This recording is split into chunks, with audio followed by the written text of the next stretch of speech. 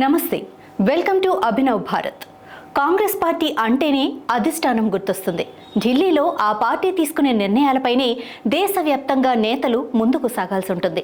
క్షేత్రస్థాయిలో నాయకులు ఎలాంటి నిర్ణయం తీసుకున్నా అది అధిష్టానం అమలు చేసిన దాఖలాలు చాలా తక్కువ. కేంద్రంలో ఉండే అధిష్టానమే రాష్ట్ర రాజకీయాల గురించి, పథకాల అమలు గురించి చర్చించి దిశానిర్దేశం చేస్తూ ఉంటుంది. రాష్ట్ర నాయకులకు ఏ పదవులు ఇవ్వాలనేది కూడా అధిష్టానమే నిర్ణయిస్తుంది. అయితే గతంలో వైఎస్ రాజశేఖర రెడ్డి కాంగ్రెస్ అధిష్టానాన్ని రాష్ట్రానికి రప్పించేలా చేశారు. అంత పెద్ద జాతీయ పార్టీని ఒప్పించి మరీ తాను కోరుకున్నట్టుగా ప్రజాపాలన సాగించారు. ఉమ్మడి ఏపీలో 2002 నుంచి 2009 వరకు రాష్ట్రానికి అన్ని ఆయనే అయి ముందుకు నడిపించారు. వైఎస్ఆర్ తాను చెప్పిన వారికి టికెట్లు ఇచ్చేలా, తాను తెచ్చిన పథకాలకే జై కొట్టేలా పాలన సాగించారు. అధిష్టానం కూడా ఆయన మాటకు అడ్డు చెప్పలేదు. దీంతో వైఎస్ఆర్ని ఎదిరించే నాయకుడే అప్పట్లో ఎక్కడా కనిపించేవారు కాదు.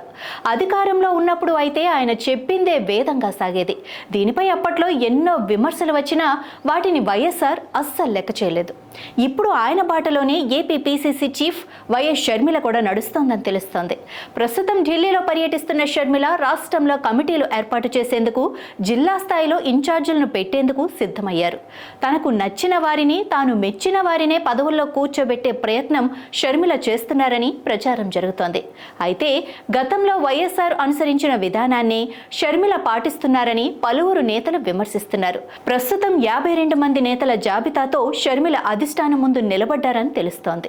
ఒకవేళ షర్మిల జాబితాకు కాంగ్రెస్ అధిష్టానం ఓకే చెబితే ఏపీలో నాడు వైఎస్కి ఇచ్చిన ప్రాధాన్యత షర్మిలకు కూడా ఇస్తారా అనేది తెలియాల్సి ఉంది.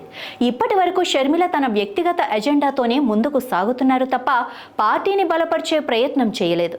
దీంతో అధిష్టానం షర్మిల జాబితాను పక్కన పెడుతుందన్న ప్రచారం కూడా మరోపక్క జరుగుతోంది. అలా కాకుండా ఒకవేళ షర్మిల చెప్పిన వారికే పదవులు దక్కితే ఇక ఏపీలో షర్మిల బలపడటం ఖాయమని రాజకీయ విశ్లేషకులు భావిస్తున్నారు.